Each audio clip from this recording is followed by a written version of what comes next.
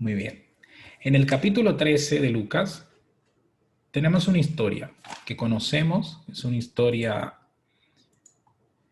que tiene algunas características muy interesantes, sobre todo por el cuestionamiento que se le hace a Jesús. Muchas veces hay cosas que preocupan a algunas personas, pero que a otros para nada. Y es muy importante tener en cuenta este detalle.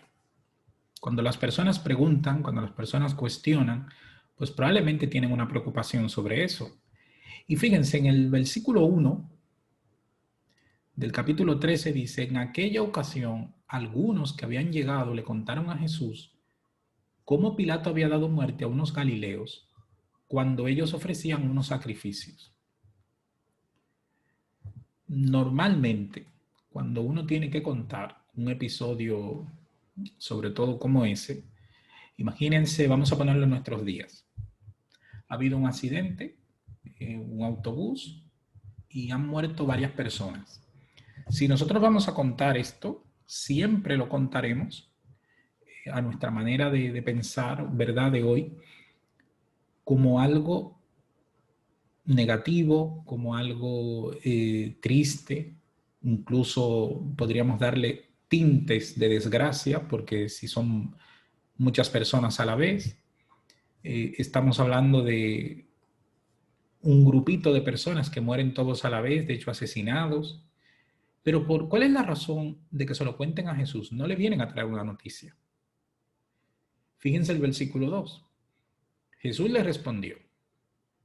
Ya Jesús, que lee la mente, sabe lo que más o menos se pretende, le evita las vueltas y les dice, ¿piensan ustedes que esos galileos, por haber sufrido así, eran más pecadores que todos los demás?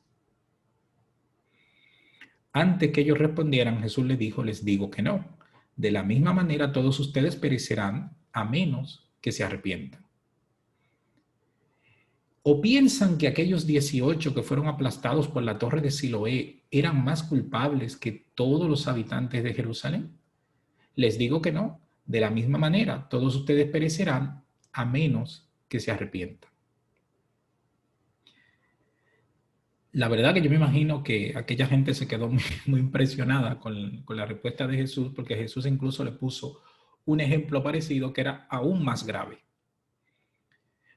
Pero ¿por qué viene a cuento esta historia? ¿Por qué se la traen a Jesús? Había una inquietud en ellos, y es considerar los males como una especie de mérito, como una especie de meritología para conseguir lo que nos ocurra. O sea, que si a alguien le ocurría algo muy malo, es porque esa persona entonces era muy pecadora. Y dentro de lo que cabe es una manera fácil, sin profundizar mucho, de explicar las desgracias. A quien les ocurre, se la merecía. Pero claro, también es una manera de ver la vida muy extraña, una forma de ver la vida muy fría, porque entonces, y casi más que frío, grotesco, porque es como que todo lo que me ocurra, yo me lo merezco. Sin embargo, me gusta mucho cómo Jesús corta esa idea, porque puede ser una idea que tenga sentido en algunas cosas. Hay a veces cuestiones que nos ocurren por nuestra propia irresponsabilidad, porque lo hemos causado. Hay quien se mete en un gran problema porque lo ha provocado, pero no por eso podemos decir que todos los dilemas, las desgracias y los conflictos, las injusticias que ocurren en nuestro mundo es porque la gente que las padece las causa. Es muy injusto decir algo así. Sin embargo, me gusta cómo Jesús da el enfoque y cambia la idea. Dice, no es que le ha ocurrido eso porque ellos eran pecadores, pero les digo que si ustedes no se arrepienten, a ustedes les va a pasar lo mismo. Y es raro el enfoque porque ¿qué tiene que ver el arrepentimiento aquí? Saben, a través de todos los siglos, uno de los grandes dilemas de la religión ha sido presentar el arrepentimiento como una carga. Los males que tienes te lo mereces. Lo que te ocurre es por lo malo que eres. Los males que caen sobre ti es por no haber escuchado el mensaje. Incluso algunos llegan a ir más lejos y hasta algunas de las desgracias que le ocurren a las personas, decirles que eso le ocurre porque no ha buscado a Dios. Lo que Jesús está diciendo aquí no es esto. Lo que Jesús está diciendo, el gran problema del pecado se resuelve con arrepentimiento. No tenemos que buscar si se cayó una torre, si hubo un accidente de autobús, por qué ocurren las cosas. A veces tenemos como la idea de que los males siempre le tienen que pasar a otros y que a nosotros no. Saben, cuando uno se enfrenta a la muerte, sobre todo cuando uno tiene que darle esperanza a las personas, es muy común, y eso ustedes lo saben perfectamente, es muy común que la gente diga, ¿por qué a mí? ¿Por qué mi familiar? ¿Por qué no otro? Y a veces uno suele decir cosas que más que esperanza lo que intentan es llenar el vacío y salir un poco del entuerto. Pero saben, cuando uno está en un tanatorio llorando por un ser querido, también en las demás salas hay otras personas llorando por sus seres queridos. No somos únicos. También los demás se mueren. Y cada día el tanatorio tiene personas que están allí llorando a sus seres queridos. Y probablemente esa preocupación no nos surge cuando es a los demás. Nos viene cuando es a nosotros. Lo que Jesús estaba haciendo aquí era desviando un tema que lamentablemente no siempre los creyentes lo hemos desviado. Los sufrimientos en el mundo no tienen que ver con nosotros porque nosotros no vamos a poder solucionarlos.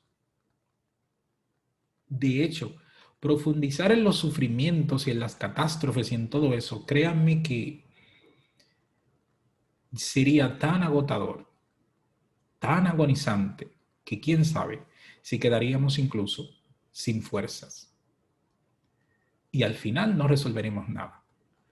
Sin embargo, qué interesante si yo me planteo, a pesar de que hay catástrofes, a pesar de que hay males, a pesar incluso de que está este fastidioso COVID y todas las demás cosas que hay, porque eso no es lo único. Yo tengo la oportunidad de entregar mi vida al Señor, de arrepentirme y de sentir el perdón liberalizador que aporta Dios. Jesús le estaba planteando a esta gente, usted no sabe si va a morir en una torre, usted no sabe si va a morir como esos galileos que mató Pilatos, usted no sabe cómo va a morir. Pero lo importante es que muere en Cristo, como lo dijo Pablo, que el vivir es Cristo y el morir es ganancia. Si en una sociedad de creyentes esta es la idea que subyace, es una idea peligrosa. Peligrosa por un sentido, sobre todo, de objetividad en el cumplimiento de la palabra. ¿Se imaginan que los males que le ocurre a la gente nosotros los señalemos como que era una cuestión que simple y llanamente se lo merecía? El asunto es que cuando se lo apliquemos a los demás, no será tan complicado, pero imagínense cuando nos ocurre algún mal a nosotros. Y entonces pensemos que lo que estamos recibiendo es un castigo o una consecuencia de eso que somos. Jesús corta este sufrimiento y este sentir de raíz y nos da las claves. Saben, tal vez hemos recibido, no sé cuántos han podido contar, pero si contáramos todos los mensajes de buen año nuevo y de felicidades y de parabienes que hemos recibido desde ayer hasta hoy, ¿cuántos serían? Sería interesante, ¿verdad? Serían muchos. Ahora, entre todas esas cosas que nos deseamos, ¿cuáles son trascendentales? Y no digo que no son importantes, pero ¿cuáles son trascendentales? A tal punto de dar esperanza a una vida como la da Jesús. A todas estas personas que estaban preocupadas por encapsular los males y sobre todo como meritología, Jesús los liberó y les dijo el arrepentimiento como liberación. Si yo he llevado mi vida ante el Señor me ha perdonado. Y el Señor ha cortado precisamente las consecuencias que los judíos planteaban que iban a sufrir los demás. Me hubiese gustado ver cuando le ocurría un mal a uno de los fariseos. ¿Qué excusa buscarían para justificar que ellos estaban en otra órbita? Porque seguramente que tenían sus excusas. Simple y llanamente por no admitir que ellos también cometían errores, que ellos también podían pecar y que el arrepentimiento humilde delante de Dios libera al ser humano. Jesús lo explicó de una manera más simple aún. A partir del versículo 6 le contó una pequeña historia. Dice, entonces les contó esta parábola. Estamos leyendo en Lucas 13, ahora en este momento a partir del versículo 6. Un hombre tenía una higuera plantada en su viñedo, pero cuando fue a buscar fruto en ella, no encontró nada. Fíjense el detalle, no es una higuera que dio poco, es una higuera que no dio nada, o sea, no había nada en ella. Así que le dijo al viñador, mira, ya hace 3 años que vengo a buscar fruto en esta higuera y no he encontrado nada, o sea, no es una cosa fortuita, van 3 cosechas y nada de nada. Y de una manera tajante dijo, córtala. ¿Para qué ha de ocupar terreno? Y fíjense lo que el viñador le dice, déjela todavía, Señor, por 1 año más, para que yo pueda cavar a su alrededor y echarle abono. Así tal vez en lo adelante pueda dar fruto. Y si no, entonces córtela. En Isaías hay una referencia a la higuera de una manera muy interesante. Isaías habla de que hablando en un sentido como al pueblo de Israel, como la higuera, y le dice, te hemos cuidado, te hemos echado agua, hemos cavado a tu alrededor, ¿qué más podemos hacer? Y saben, a mí eso me trajo a la cabeza algunas ideas erróneas que se vierten sobre Dios muchas veces. Y por eso lo quise utilizar hoy, porque estamos en un momento de listas, de prioridades, ¿verdad? La sociedad sobre todo habla así, proyectos del nuevo año. Pero para un creyente, ¿qué proyecto más importante que caminar con el Señor? Que tener claro que el arrepentimiento es una cuestión de liberación, no de cadenas. Pero hay un detalle que tanto Isaías como en el Evangelio de Lucas planteado por Jesús relucen. Y relucen de una manera especial, porque no podemos decir es una verdad nueva del Evangelio. No, estaba desde el libro de Isaías, desde la antigüedad. ¿Y cuál es esa idea? Dios es un Dios de oportunidades. No es una cuestión de cortar. Si yo soy una higuera que no da fruto, venga, córtala, deséchala, tal. No, Dios no es así.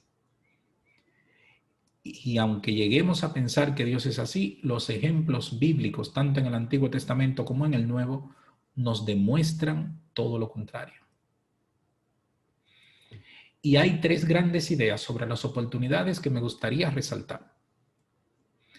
Número 1, el fracaso porque Dios no me ha dado lo suficiente. Esta es una idea triste, una idea totalmente errónea, pero lamentablemente asentada en muchos. Yo no he tenido más, no he podido más porque Dios no me ha dado más. Y detrás de ese Dios no me ha dado más, hay un montón de excusas y poca claridad para decir lo que deberíamos decir. Decir claramente, yo no he aprovechado las oportunidades que Dios me ha dado. Pero decirlo de esta manera como que queda mejor, porque hace que uno quede bien, porque fue que no me dieron mucho. Yo pude haber hecho más, pero es que no me dieron mucho. Fíjense la otra idea de las oportunidades. Hay personas que les va mal, no hacen nada para mejorarlo, no hacen caso al consejo divino, pero entonces cuando tienen que explicar lo que les ocurre, lo dicen de esta manera. Todo lo que me ocurre es porque Dios me está probando. Tenemos que tener mucho cuidado con esa frase. Esa es una frase dinamita, una frase peligrosa, una frase que muchas veces transmite la propia irresponsabilidad humana a través de la culpabilidad de Dios o una culpabilidad dirigida hacia Dios. Tenemos que tener cuidado con esto. Dios me está probando y todo lo malo que me ocurre, Dios me está probando. Y no hago un análisis a ver si es que hay insensatez en mis actos o en mis decisiones, o si hay irresponsabilidad, o si no estoy haciendo lo que yo debo hacer.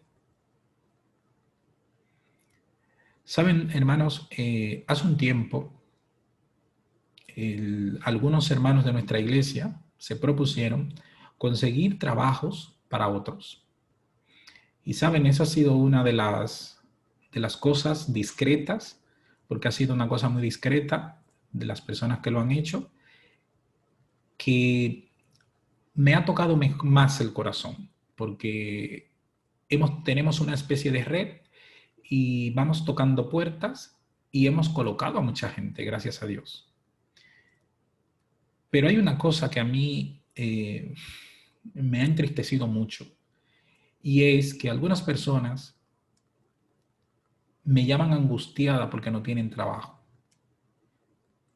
Yo comienzo a mover a estos hermanos, a molestar, a pedir, a solicitar, y algunos de ellos en ocasiones han hecho grandes sacrificios, se han movilizado, han hecho incluso cosas que yo no les he pedido. Y saben, a veces nos damos cuenta que hay personas que piden trabajo pero no quieren trabajar. Y cuando uno llega a ese punto, es un punto complicado, porque ¿qué podemos hacer? ¿Qué podemos decir?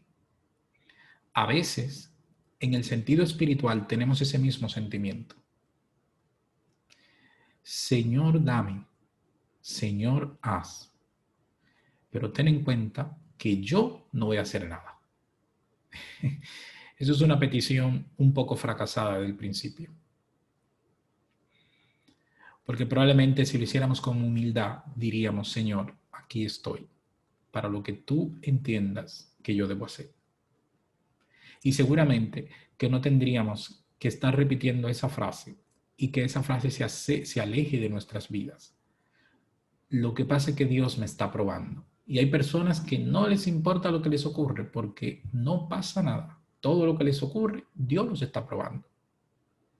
Saben, hay una última idea también. Hay quien mira de la siguiente manera. Dios da muchas oportunidades. Y cuando un creyente tiene esta idea fijada, es una de las ideas más liberalizadoras. Es una idea que te quita de ataduras. Y cuando digo ataduras me refiero a la ignorancia, a ideas preconcebidas, ideas erróneas sobre el Evangelio, sobre Dios, sobre la iglesia. Ahora bien, esas oportunidades hay que tomarlas, hay que aprovecharlas. Cuando nosotros utilizamos una frase que es muy adventista de los últimos años, el llamado, Dios te llama. ¿Qué es un llamado? Es una invitación. no es una obligación. Yo llamo y si llamo a alguien, esa persona me responde si desea. Pues la oportunidad más grande que Dios nos ofrece es cuando nos llama. Y fíjense, ¿qué ocurre si cuando Dios me llama, yo doy la espalda? No recibo su llamado. Entonces desecho la oportunidad. Y al desechar la oportunidad, mi insensatez es la responsable de que yo no aproveche las bendiciones de Dios. Es mi deseo que iniciemos este año en sus manos. ¿Saben? Uno de los mayores males que tenemos es que hemos pasado de poca exposición evangélica a tanta exposición ahora a mensajes diversos que de repente parece que nos sobrecargamos. Pero tened en cuenta, independientemente de lo que leamos, independientemente de lo que escuchemos, si tenemos las líneas claras, si tenemos las vías claras, podremos hacer como Timoteo, estudiarlo todo, pero retener lo bueno. Son muchas las oportunidades que nuestra sociedad ofrece, pero no se parecen a las que ofrece Dios. Y quiero que nos quedemos con esta última idea. Dios da muchas y múltiples oportunidades, pero quienes ven esas bendiciones son aquellos que humildemente se abrazan a esas oportunidades, las toman y las aprovechan. Que el Señor nos bendiga en esta noche. Permita a Él que ese sea el mayor sentir en cada uno de nosotros para iniciar este nuevo año. Que el Señor les bendiga.